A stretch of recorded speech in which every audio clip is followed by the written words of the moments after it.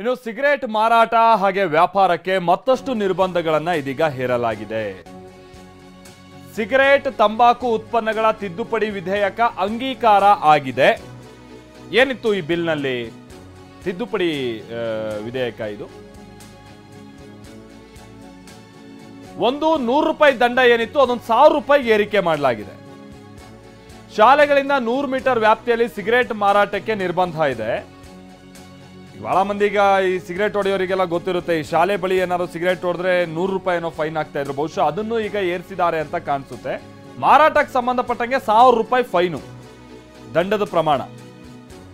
ಆಮೇಲೆ ಹುಕ್ಕಾ ಬಾರ್ ಇದನ್ನೆಲ್ಲ ನಿಷೇಧ ಮಾಡಲಾಗಿದೆ. ಇನ್ನು ಈ ವಿಧೇಯಕದಲ್ಲಿ ಏನೇನಿದೆ ಅನ್ನುವಂಥದ್ದು ಗೊತ್ತಾಗಬೇಕಾಗಿರುವಂತಹ ಸಂಗತಿ.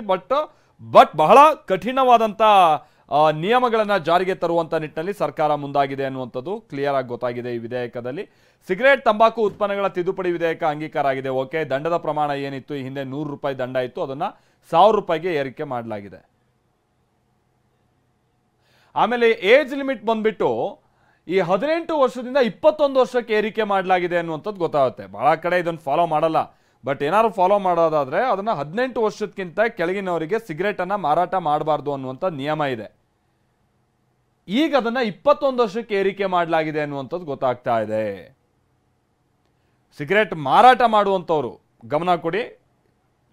18 ವರ್ಷದ ಒಳಗಿನವರಿಗೆ ನೀವೇನು ಸಿಗರೇಟ್ ಇಷ್ಟು ಬಾರಿ ಕೊಡ್ತಾ ಇರಲಿಲ್ವಲ್ಲ, ಬಹಳಷ್ಟು ಸಂದರ್ಭದಲ್ಲಿ ಅದೀಗ 21 ವರ್ಷಕ್ಕೆ ಏರಿಕೆ ಆಗಿದೆ.